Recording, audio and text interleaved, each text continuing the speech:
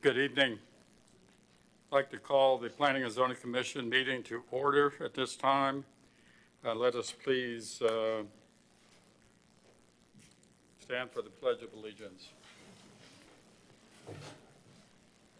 I pledge allegiance to the flag of the United States of America and to the republic for which it stands, one nation, under God, indivisible, with liberty and justice for all.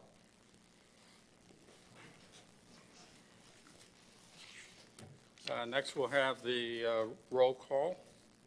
Chairman Severs, Present.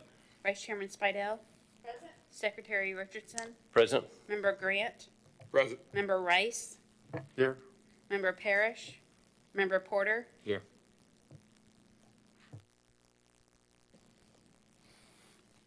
Was Member Riley on the phone? No? Okay. We do have a quorum. At the last city council meeting, Mr. Rice was appointed as a regular full-time permanent member of the Planning and Zoning Commission. Mr. Childs was appointed as an alternate. So at this time, perhaps it'd be appropriate to have him sworn in.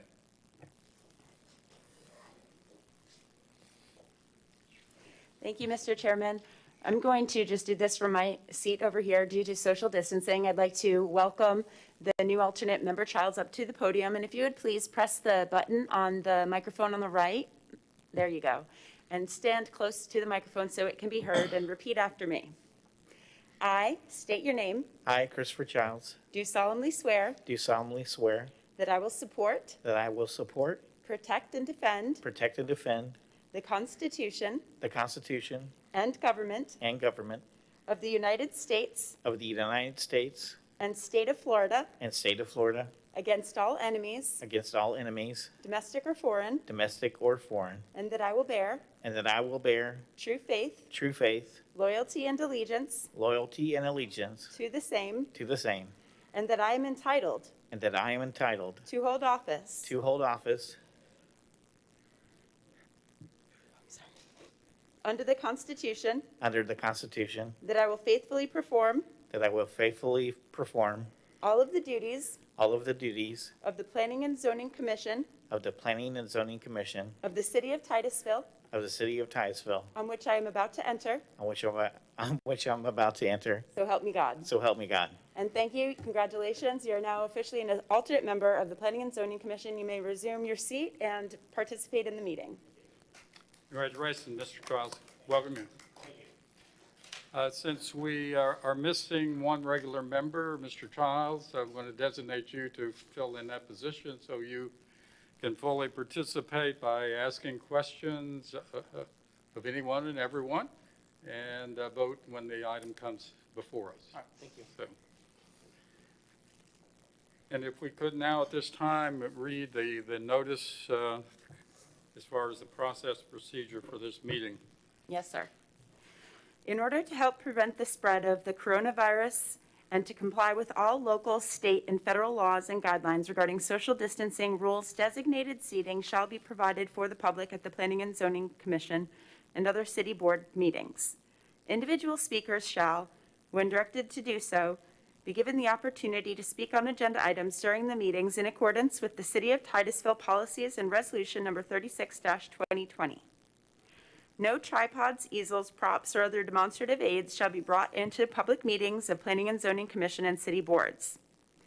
Speakers are permitted to have a sign with them during their designated speaking time, provided that the sign is held by the speaker and is to be removed at the conclusion of their speaking time. Speakers who appear in person will be subject to screening for symptoms of COVID-19, and any persons exhibiting any symptoms of COVID-19 will not be permitted to enter City Hall or public meetings of Planning and Zoning Commission and city boards. As an additional method for public participation, the public may submit written comments via email to planning@titusville.com or by regular mail to Planning and Zoning Commission's attention at City Hall, 555 South Washington Avenue, Titusville, Florida 32796. Written comments must be received by 12 noon prior to the start of the meeting and include the sender's name, address, and subject line must specify the agenda item being addressed. All comments will be disseminated to the Planning and Zoning Commission members and made a part of the public record prior to any action being taken. All persons who anticipate speaking on any public hearing item must fill out an oath card to be heard on that agenda item and sign the oath contained thereon. These cards are located near the table on the table near the entrance to the council chamber or may be obtained from the recording secretary. This meeting will be conducted in accordance to the procedure adopted in Resolution Number 24-1997. Those speaking in favor of a request will be heard first, those opposed will be heard second, and those who wish to make a public comment on the item will speak third. The applicant may make a brief rebuttal if necessary. A representative from either side, for or against, may cross-examine a witness. Anyone who speaks is considered a witness. If you have photographs, sketches, or documents that you desire for the commission to consider, they must be submitted into evidence and will be retained by the city. Please submit such exhibits to the recording secretary. Thank you. Next item on our agenda is approval of the minutes of February 17th. Are there any additions or corrections to the minutes? Member Richardson. On the bottom of page 2, it says Member Grant made the motion to table. I thought that was Member Rice. Is that right?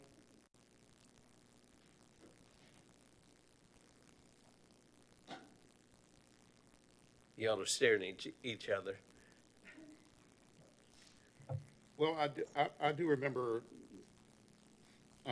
saying something to the fact that maybe it should be tabled, and I remember, I believe Chairman Severs asked me if that was a motion. Okay. Yeah, And- that's my recollection. Yeah. I- But as far as the gist of the tabling, I left it up to Mr. Rice over here because he's the resident expert. And he added the guts to it. Yes, you did. Okay, any additional additions or corrections to the minutes? Not seeing any. Do we, Member Richardson? I move we approve the minutes of the meeting of February 17th, 2021. Member Spidell? I second. Let's have a roll call. Member Grant, Yes. Member Porter, Yes. Secretary Richardson, Yes. Vice Chairman Spidell, Yes. Member Rice, Yes. Chairman Severs, Yes. Member Childs. Thank you. Next, we're going to be considering one quasi-judicial matter, and I will read the process and procedure for those items. Certain items under old and new business may be public hearing items. Individuals desiring to speak on those items must fill out an oath card and sign the oath thereon. Those cards are located near the entrance to the council chamber or can be obtained from the recording secretary. Some items which will be identified the chairman, which I've just done. Those individuals desiring to speak in favor will speak first, and those opposed second, and those with the public comment third. The applicant may make a brief rebuttal if necessary. A recording secretary of all persons wishing to speak signed an oath card. Yes. Okay. If not, anyone wishing to speak must submit and sign an oath card at this time. Staff of all public hearings, agenda items been properly advertised? Yes. Thank you, sir. Has any commission member visited any site or spoken to any member of the public regarding the quasi-judicial item? I don't see any. In the event you've received an ex parte communication that's verbal, written, or electronic, the identity of the person with whom the communication took place and the subject of the communication must be disclosed. In addition, any written communication must be made a part of the record. Site visits likewise must be disclosed. Is there any site visits as such by anyone? Okay. That covers the quasi-judicial procedure. Next, we turn to old business, the request to vacate a portion of a public utility and drainage easement. Staff, do you have anything additional you would like to present? No. Besides the engineer record being present. No. Okay. Does any member of the commission at this point in time have any questions of staff? Don't see any. So we'll open the public hearing. The first card. Sid Shihayab.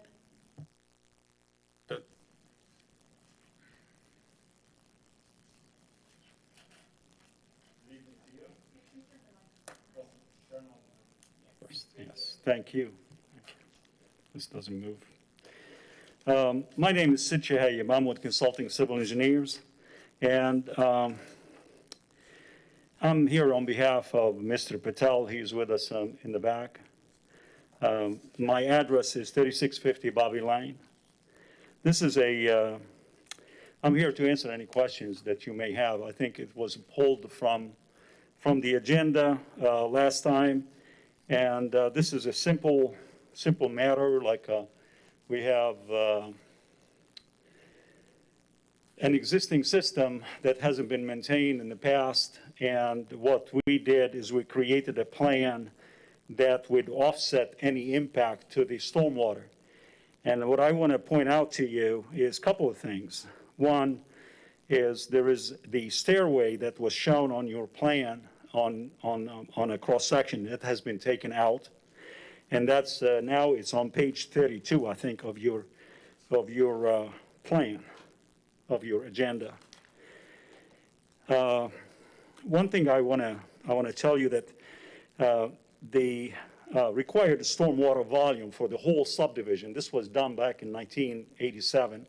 It was 2.94 acre feet with 3.17 acre feet provided. That's in the public record. It's in the Water Management District record, and it's part of the permit that was issued. What we are asking, this is about 10,000 cubic feet of stormwater in addition to what was required, okay? And what we have done is we balanced what was impacted and by the addition of that patio with excavating and bringing the swale back to its normal condition.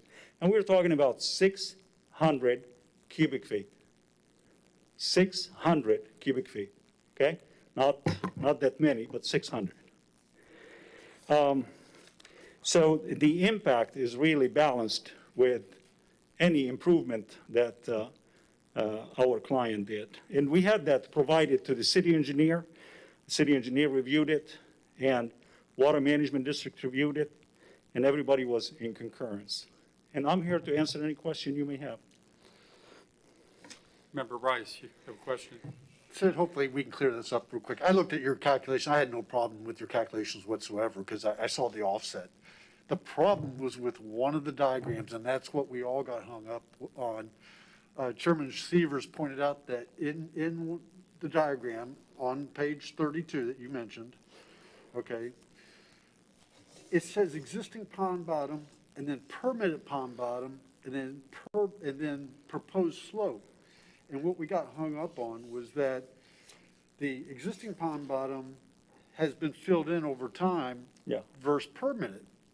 And so the issue was really, how do we say it's okay to impact the pond more if the pond hasn't been restored to its original permit condition, okay? And that's what we got hung up on, I understand. okay? Yeah. So I mean, is your client going to restore the pond to its original condition? Oh, yeah, definitely. That's in front of his property, not in the whole subdivision. In front of his property, he's supposed to do that. And as part of this plan, if you look at the plan itself, and one of the pages too, in the plan, it says you have to provide an as-built of the improvement. That means bringing It back. did say that. Yeah, it's on the plan. It's on the, as part, I guess the staff already had it. Let me tell you where it's at, just 1 second. But I guess with the as-built, how is the pond going to get restored, not just in front of your client's property to offset his impacts, but obviously if it's filled in front of your client, it's probably filled in everywhere. That whole pond is probably filled in. It may be. That's absolutely, you are absolutely right. I'm not arguing that point whatsoever. So, well, we have an issue here with the pond, or with the pond that was constructed and then in time, it was filled actually with erosion and hasn't been maintained. And as you know, the Water Management District has a certain process that they go through and ask for an updated survey, an engineer of record to go out and actually survey or actually look at the site and see if there's any erosion. That has not been done by any means, not in any project in the city of Titusville, in Brevard County, not anywhere today. So this might come back into action. And probably when the Water Management District starts doing some enforcement and the city starts looking for, something, certifications, like, an engineer of record goes out. But I don't think the engineer of record is still available on this one to go back and take a look at. But what's going to happen is somebody needs to take a look at the plans and then go out to the site, take some shots, make sure that this project is actually the overall site, because it's not just the lot that we are talking about, it's talking about the whole subdivision when you're saying that. And I agree, and see, it's 1987. This is prior to the city adopting their own stormwater. And so this pond probably was never approved by the city of Titusville for stormwater. And Dwight, maybe you can help me with the timeframes, but I recall that the stormwater ordinance for the city of Titusville was right around 89 is what I thought it was. Okay, 87, so St. John's would have permitted this. So I don't know how we do a code enforcement action because the pond's been filled in and has been maintained against the HOA to restore the pond to get the volumes back, because we never permitted it in the first place. Well, it's probably, this is part of the construction plans that were approved by the city. It's approved by the city engineer at the time. Possibly. Because they don't submit these plans, different plans to the Water Management District than the city. So it's part of what the city has approved. If the city approved it, and I'm not sure if the city would have the means to go back and act. As Mr. Rice indicated to you, I have a fundamental concern about this, in that I have no information whatsoever that for this retention system, stormwater system, that there is the required 2.94 acre feet. What I do know is that it's not 15.3 or 15.5 feet deep. It's 17 feet at the bottom, basically based upon the survey information. That automatically tells me there's not probably sufficient volume there as originally permitted and designed. And why in the world would I want to authorize further degradation of that as such? And I mean, as I hear you, and I understand why, you certainly haven't done a new survey and new calculation for as it exists today. This is, I am sorry about that. That's all right. I have a bypass for a couple of people, and I think this is one of them. I'm sorry. No problem. Thank you. Do what you got to do. I only have two daughters, and then they call me anytime. This is the only bypass I have. You're a smart guy, okay? Thank you. Thank you. I do my best. One of them is going to be an attorney, by the way. Oh, my. Okay. Mr. Severs, I agree with you full-heartedly. The only thing is the biggest issue is we are dealing with one lot. And I think we started the ball rolling with doing this, because none of the sites around the whole Titusville or Brevard County is being inspected for erosion and then being certified by a professional engineer or by a surveyor to see if it's still under the same condition as it was back in 1987 or 85 or 86. Because the water, Jesus. Sorry. Is that the other daughter? It's daughter one. They might be calling me for something. I don't know why, but Well, Lem- if you lem- need to take it, we can take a short break. just 1 second. No problem, Would it be possible? Thank you. No problem. no problem. You do what you got to do.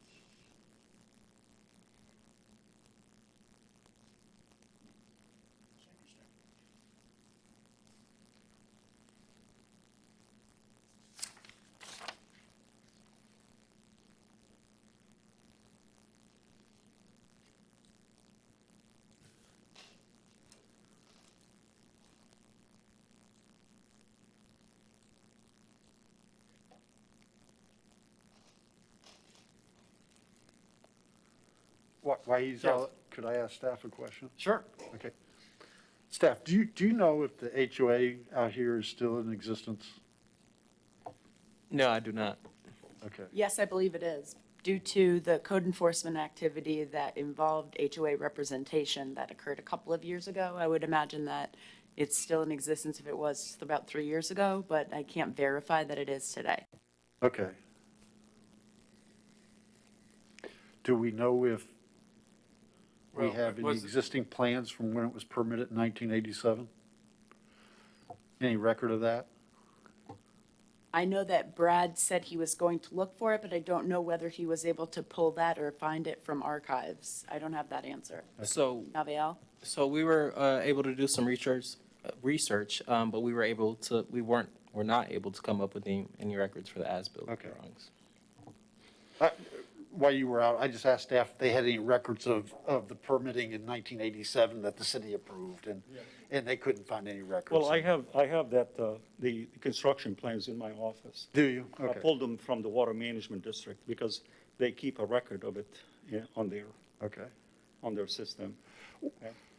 So we pulled them, just like we pull them from the district. And but this is a full set of construction plans that anybody can take them and actually look at them, and then have a surveyor go out and take some shots along the site. And then you have to have a professional engineer to certify that these are correct. But for this particular project, we're talking about one lot. We're bringing it back to existing condition, the way it was approved before. We're using, remember, 1988, and then this is 1929. 1929 has a different datum than 1988. And the survey is 1988. So we made that definite that this is the way it was approved back in 1987. And by the way, the Water Management District didn't get into action until 1982. Right. That's before that, we used to work with the Department of Environmental Protection on any stormwater. And But, I'm, you have any other questions, Mr. Rice? Go ahead.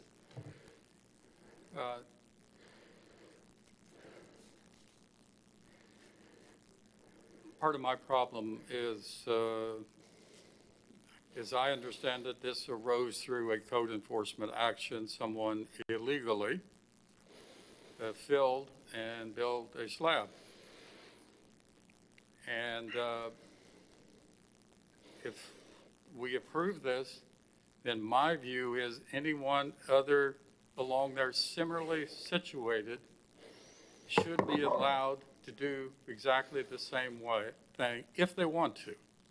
It may never be an application, but we have no idea as to the volume capacity as to whether it can accommodate that, the next door neighbor or whoever it might be, because we don't have any up-to-date information showing that the current configuration today has the required 2.94 acre feet. Yes, you have minimal impact but you're dredging out a little bit in front of your property, your client's property. As I heard, down to 16 feet when the original was 15.5, I assume from these drawings. What I would much rather see, if any of this type of usage is desired, is at the drainage easement line, which is reflected in the survey. You have your step down at that location, and then if you want to have paper bricks or some kind, that way you continue to have the volume storage present. But that's not what is proposed. You're filling in the volume, that is the retention area. And if someone wants to utilize this area by having some kind of paper bricking or something of that nature, you retain the volume by stepping down at the drainage easement line to the 16, 17 feet or whatever it is. And the design should be that way, not allowing a fill in of the area when we don't have any information to show that it meets the requirements today. We have no information. I understand. It's up to you guys, you know, this is your decision. I'm not gonna tell you. The only thing I can say is 1 + 1 = 2. And what we did is we gave you exactly what's required here is compensating storage, pre versus post, which is 600 cubic feet and by 600 cubic feet. That's it. It's as big, probably, it's a small area that we are talking I about. understand. And so I'm, you know, it's up to you, you know, it's just. I think Mr. Rice has a question. Okay. No, his calculations are good, and he's offsetting the fill I understand. over here. That's not the issue, though, is because if everyone did exactly what his engineer is proposing, we'd still be good, okay? The whole thing that muddies this up is that the pond got filled in over time, and the volume's not there anymore. And so how do you approve something without restoring the pond? And that's really what it boils down to, is what do we do about getting the pond restored? And I would have no problem with recommending approval doing this with the offset, because everyone that's along that pond could do exactly the same thing, hire an engineer to prove that, you know, that his compensating storage, which is what he did. But the pond has to be at its original volume to be able to do that. And that's Right, where and you don't have that information. well, we have the information. We know that it's not at its original volume because Right. it's 15.5 verse 17. That's where the struggle is. And how do we get there to help approve this right of way or this easement vacation, but get the pond back to where it needs to be so the volume and treatment volume for the entire subdivision that the HOA is responsible for gets restored. And, you know, his client isn't responsible for the entire pond, but the HOA is. And so I just, you know, how we get there. We just need to be able to draw a line how we get there. I think your client, I saw him raise his hand. Perhaps he would like to say something, which is fine, if that's all right.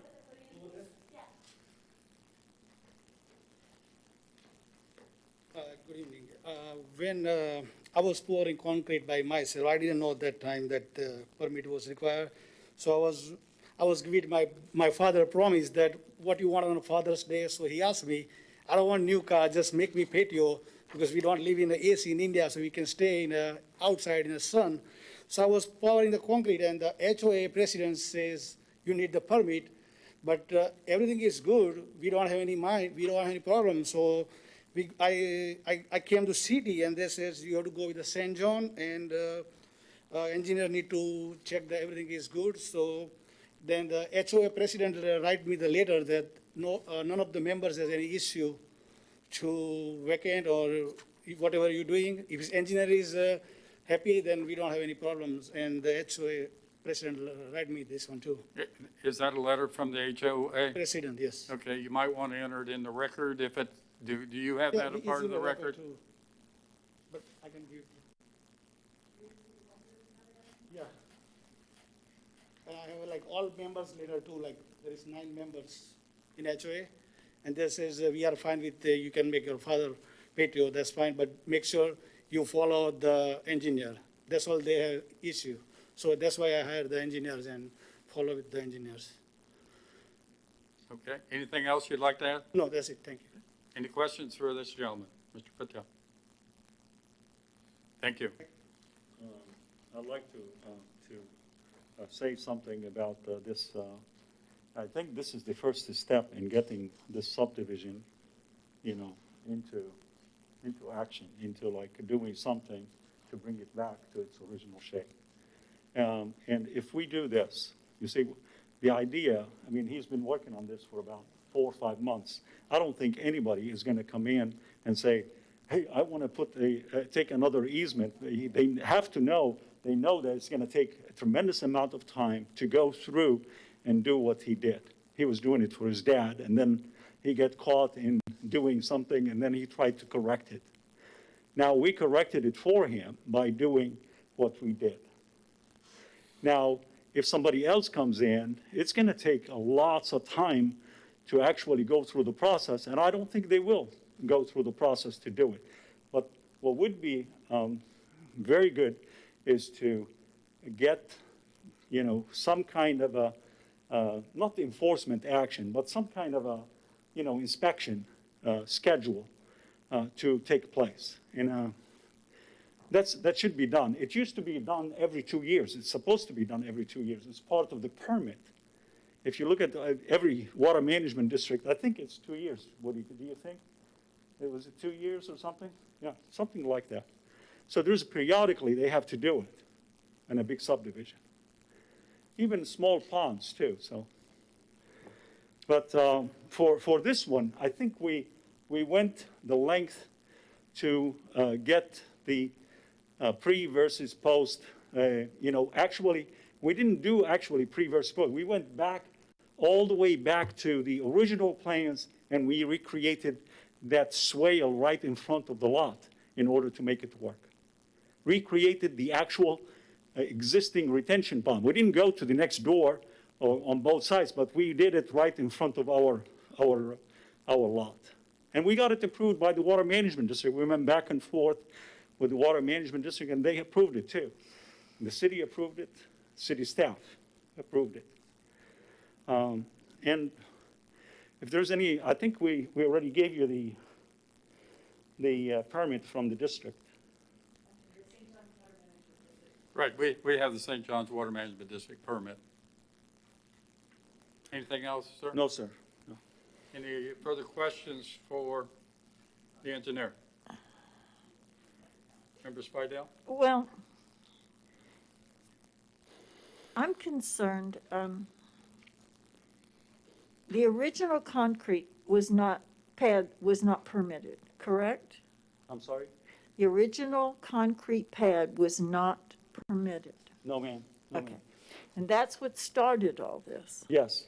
Was there a code enforcement inspection that then started this house of cards? I'm not sure how it started, but, we would like to bring it to a place of where it's approved by the city, and then after they do the construction on the retention pond, on the area in front, they will have an as-built done by a certified surveyor, and of course, the city engineer is going to take a look at it. I think 2 weeks ago, my concern was how much would the homeowner have to suffer by trying to bring it back to its original condition, which was impossible to bring back. It's not impossible, ma'am. It's, Okay. he already agreed to it. Okay. So the concrete pad is going away? The concrete pad is there, but the swale that would create the compensating storage, it's being done. You can't survey it until it's done. So first you have to do it and then get an as-built survey. So basically, Member Spidell, what he's saying is the area that they have filled they have dug out more in the center of the easement area, Right. deeper in that area to offset the fill. I understood Now, that. shorthanded way of saying, Okay, compensating storage. Mr. Okay. Seeley, the thing what we are doing is bringing it back to its original condition, the way it was approved by the city and the water management district. And the compensating storage, it's just doing the pond itself. It's not going any deeper whatsoever. It's just doing it the way it was approved before. You're and then restoring it to the elevation that that it was done originally before. approved Yes, sir. at, is what you're doing. Yes, sir. I understand that. I understand. What if other people within the subdivision want to do this also? Well, right now, there's nothing being done except on this lot.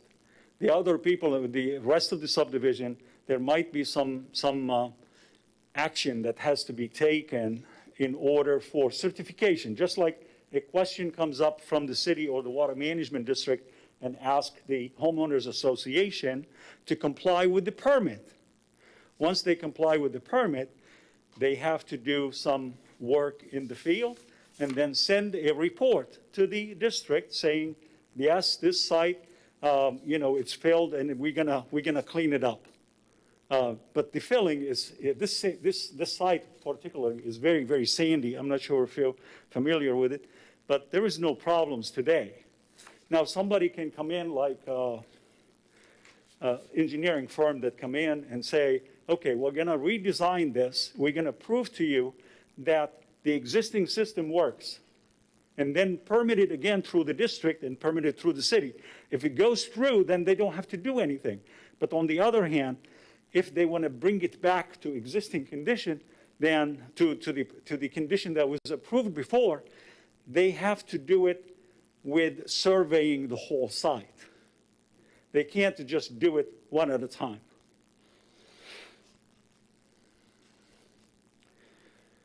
Any other questions? Yes, Mr. Rice. Yeah, I just want to make sure I understand what your client's proposing. Okay, I think what I heard you say is that in front of his property, he's willing to restore the pond to its original permit condition and make up the cubic offset. That's it. But only from his property line to his property line will that Absolutely. pond get restored. Right. And if anyone else wants to do it, they're going to have to restore it. Meanwhile, there's a code enforcement, or there's some action really should be taken outside of what your client is doing to get the HOA to restore this pond. Right. So, but your You're client is limited. willing No, to restore the entire section in front of his property. Right. Okay.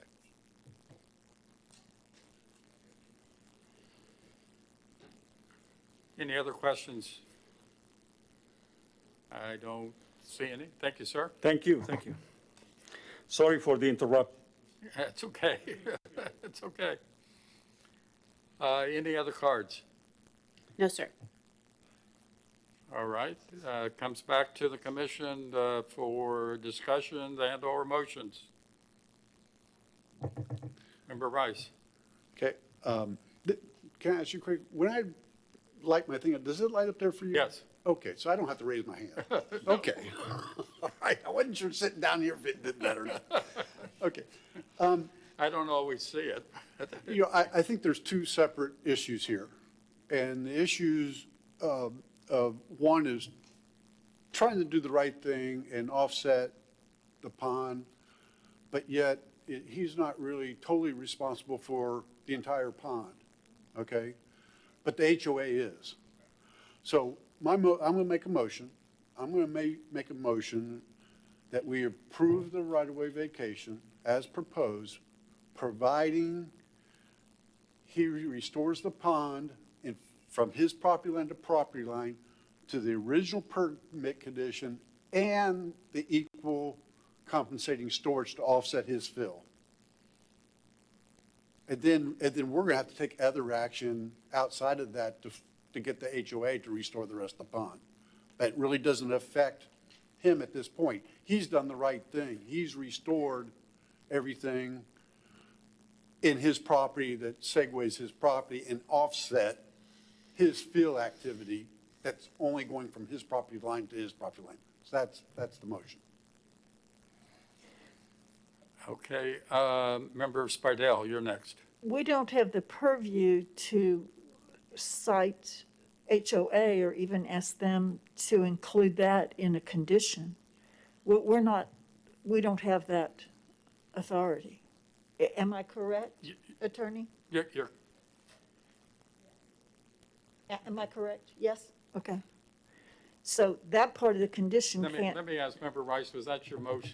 Was that a motion? I'll restate the motion to be clear, okay? Okay. So everyone's clear. Because I want to see if there's a second.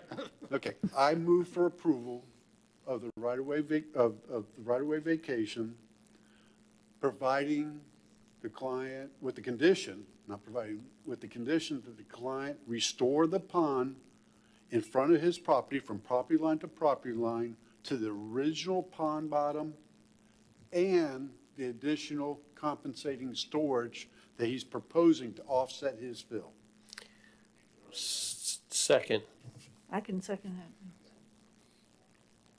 Okay, just for clarification of the motion, the restoring to the original pond bottom per the original permit, is that the same as the compensating storage, or is there some additional over and above restoring for the compensating storage? Well, if you look at the diagram on page 32, it's basically saying that we're going to restore the bottom of the pond to elevation 15.5 that the engineer has noted here, plus excavate the orange portion of that, and that's his compensating storage for the fill he's putting on the other side. So he has to do both restore it here, but he's not restoring that other slope to its original permit condition. He's adding the additional compensatory storage to offset his impacts on his lot.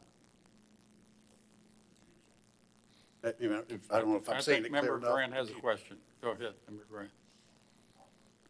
No, it's not a question. It's, I'm just confused here. I may have to ask you to explain it one more time. Because it seems to me. Let's have the applicant, Sid, if you don't mind. Explain again exactly what your client's proposal is as far as restoring and compensating storage. Thank you. We have a subdivision. We have a retention pond, and behind it's in the back of the lots. They were designed to an elevation of 15.5 feet elevation at the bottom. Okay, now my client came in and put this little patio for his dad. Now that impacted the amount of the volume of 600 cubic feet. We are regrading the banks of the retention pond to just a very, very shallow, like very small area. You can see it on the cross section to compensate for that. And that's what we're doing. The bottom of the pond, it's as if like it's being constructed from the original plans. So the compensating storage is there as part of the detail, and the bottom of the pond is being restored to the elevation that was permitted before. Ma'am. Go ahead. So the conditions that Mr. Rice was talking about, you're satisfying? Yes. It hasn't been done yet. We are waiting for the approval to get it done. Thank you, sir. Yes, sir. Okay, any other questions?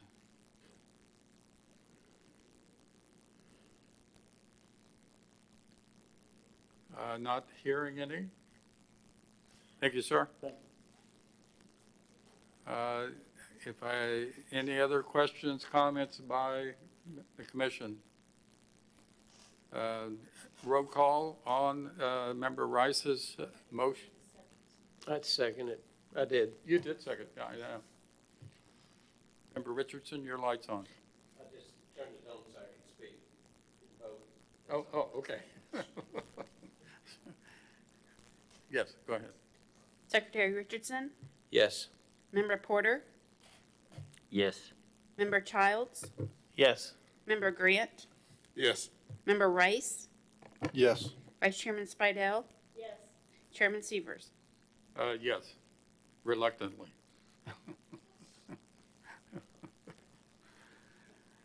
Okay, that, our recommendation will go to the city council.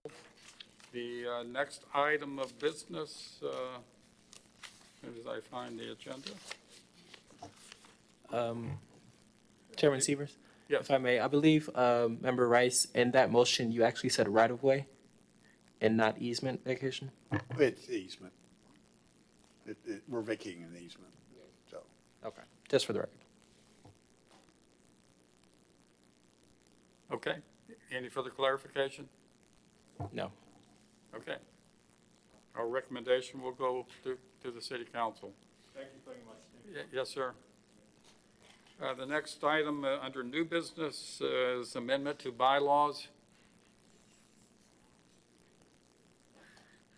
That came before the commission, I guess, and my recommendation was basically to allow all alternates, even though they may only be serving as an alternate, and we may have a full commission, but they would be allowed to participate in the discussion, ask questions, et cetera. Obviously, they could not participate in the voting as such. And I think this is a good way in which alternates can help learn the process, participate in the process, come to meetings, and desire to be here. And so I would encourage the commission members to, you can see on our agenda, page 56 is the actual amendment as such. Counselor, do you have any comments, concerns, questions?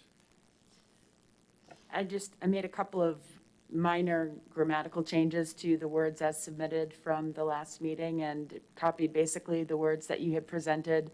Other than that, I am in agreement with the recommendation to amend the bylaws. And as the bylaws say, an affirmative vote of at least 4 members of the commission are required to pass this change. Thank you. Member Richardson. Yes, I'm in wholehearted agreement with this because several times we may table something. And upon tabling it, maybe the member that was there cannot be in attendance and you ask an alternate and they're way behind. So I wholeheartedly support this change in the bylaws. Next, Member Rice. My very first meeting as an alternate, there was a really good discussion on this board, and I tried to do it from petitions and being heard as a citizen. And I had my 3 minutes, and I said a few things, but then after hearing the discussion, there's so much more I wanted to say after I heard the dialogue that you guys had, and I couldn't participate. And so I think this is a really good move for someone that is an alternate that wants to be a part of this board, to allow them to at least have that discussion. Member Grant. I too am in favor of it, but I do have a question. I assume then that they will not be allowed to make motions or second. Correct, correct. Okay, thank you. Member Childs. Yeah, as an incoming alternate, I full-heartedly support this. It'd be great to be able to be in the discussion, and I applaud you for leading the way on this. Thank you. Okay, do we have a motion to approve the amendment to the bylaws? So moved that we approve the amendment to the bylaws to include alternate participation in discussion. Second. Okay, any further discussion on the motion? We'll have a roll call. Member Grant, Yes. Secretary Richardson, Yes. Member Childs, Yes. Vice Chairman Spidel, Member Rice, Yes. Member Porter, Yes. Chairman Severs. Yes. Okay, the next item of business is petitions requests from the public. Not seeing any. Next is reports, City Council summary of action. Staff, any comments on that?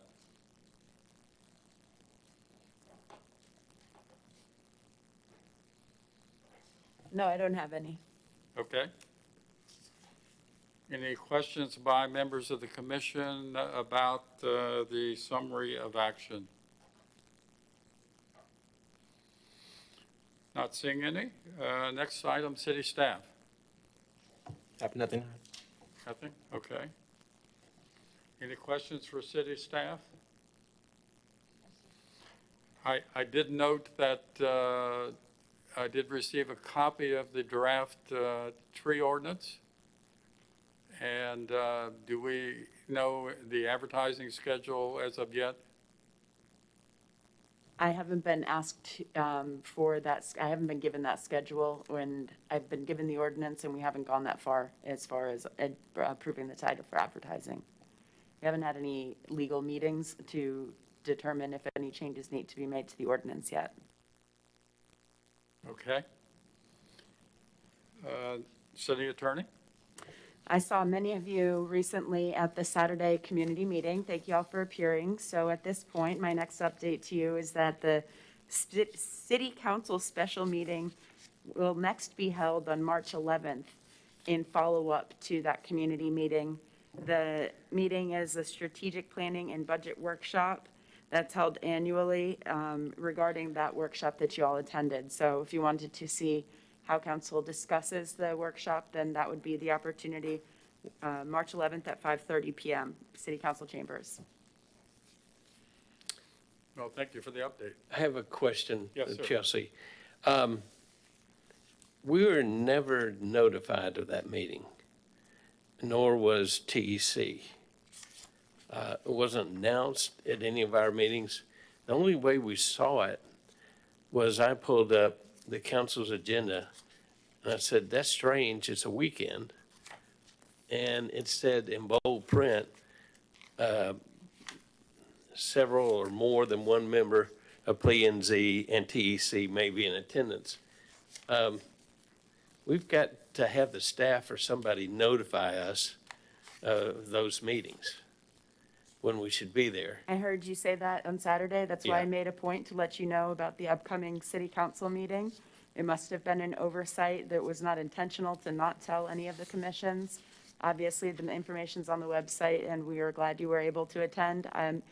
We will do better to inform you of every meeting that happens. There's an annual schedule for that community meeting, and I think it just probably got slipped through the cracks to make sure that more boards were not sent an invitation to attend. What also I added later in the meeting was that the city be like the school board that notifies the parents of anything by text messaging.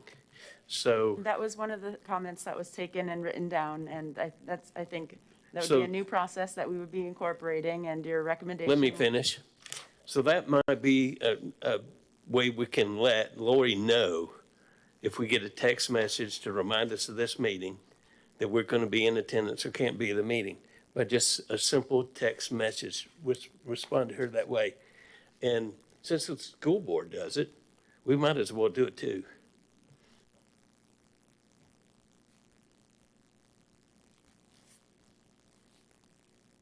Okay, anything further for the attorney? Okay. Next, under my report, I did attend the community conversation, which I found interesting, and the input that a lot of the members of the public did try to provide. One of the handouts was this one page that indicated 1,522 new residential units have been permitted. I'm not sure I know over what length of time. or under construction, with an additional 3,726 new units planned in future development phase, totaling 5,248 new units. Looking down the road, I will be, just letting staff know, be asking questions about the tree ordinance as to what it's even going to apply to. That is, what development are they going to grandfather in, what they're going to grandfather in. So whether they end up with 10%, 25%, 37.5% canopy, if it doesn't apply to 5,248 units, we certainly missed out. I raised this about the clear cutting and raised the comprehensive plan in October of 2018. The City Council directed an amendment to the tree ordinance occur in July 2019. And we soon will have the advertising process, I assume. In addition, I expressed concern about the 5,248 units as to whether low-impact development, when and if that comes aboard, whether it will have an impact. And certainly it was stated by more than one person on Saturday, the conditions of the Indian River Lagoon was the worst this last summer it's ever been. And if we're not making some improvement in the water quality, the discharges into the lagoon, etc., I will have, all of us should have grave concerns. One of the things that I would like to see, and I've expressed this to Mr. Parrish in the past, whenever that tree ordinance comes forward, take a half a dozen or several existing subdivisions that you have recently approved. This is what you approved under the old regulations. This is what the new regulations provide. What is going to be the difference? Are we making a difference? Because if we're not making a difference, we need to know that. And that can best be illustrated by taking concrete examples, what has been approved, and how, if this regulation was in effect at the time, this is how it would be different. And so I think that's very important, that to make it more meaningful to each one of us in reviewing an ordinance or regulation as to how it applies as such. One question I did ask at the last meeting as staff was, Chairman Severs, I'm reading from the minutes, handed out a copy of the land development permit for Brookshire and asked if revised drawings were submitted to staff. And it was indicated staff will provide information regarding this. I have not received any information regarding that. And the reason why I'm raising the question is clearing has commenced. And clearing has commenced not only on phase 1, which was like 94 units, it's also started all the way to the west, all the way over to Carpenter Road.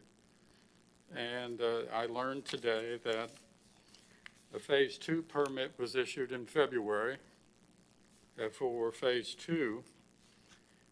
Each one of them have this little addendum to them saying retention ponds will be constructed in accordance number 27-2019. Well, if you look at 27-219, which the consultant asked this regulation to be reviewed, and interesting enough secured the permit about a month before the regulation went into effect, that regulation provides dry retention ponds shall be properly positioned and distributed throughout the development site to allow maximum aquifer recharge. And first phase has, I think, around 94 lots, one large retention pond, often one corner. And how that complies with dry retention ponds shall be properly positioned, distributed throughout the development site to allow maximum aquifer recharge, I don't understand. And some of you may recall we did have the city's consultant here, and we asked him, and he drew a drawing showing how the retention ponds should be distributed throughout the site. And so that's why I'm asking the question. Since land clearing has started on that site, so I would appreciate an answer whenever it's convenient on that. That's all of my report. Member Rice, do you have any comments, questions? Well, I have something to bring up. I was also appointed to the TEC as a permanent member, and that one position is one of the few boards that marriage with P&Z to have a dual, one person serving on both boards. Typically, the city doesn't allow you to serve on more than one board. But because of the continuity for the Environmental Commission and Planning and Zoning, I will now be serving in that dual role to help bridge some of those concerns with the Environmental Commission. Member Childs? No, thank you for having me here. Well, I guess I shouldn't thank you. I should thank City Council, but I think I did already. But it was nice meeting some of you before the meeting, and I look forward to coming and contributing whatever I can and learning as much as I can about this and trying to apply what I've learned. Thank you. Again, we appreciate having you here, sir. Member Richardson? Yes, I just want to confirm what you said about Brookshire. I passed by there today, not intentionally to see it, because I was the driver from Meals on Wheels today. And it took us down Carpenter Road and took us down Garden Street. And the amount of clearing that has already been done in both sections, I was surprised. Let's put it that way. And I wondered how they could do that and still meet the requirements of the well-field recharging area. And if you are driving along Carpenter Road, North Carpenter, or Garden Street West, you can't not see it.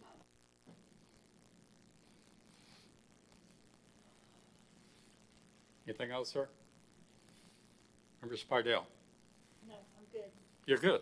Member Grant? No, sir. Member Porter? All right. I think we've, anything else from staff at all? No. Thank you. Thank you. Meeting's adjourned.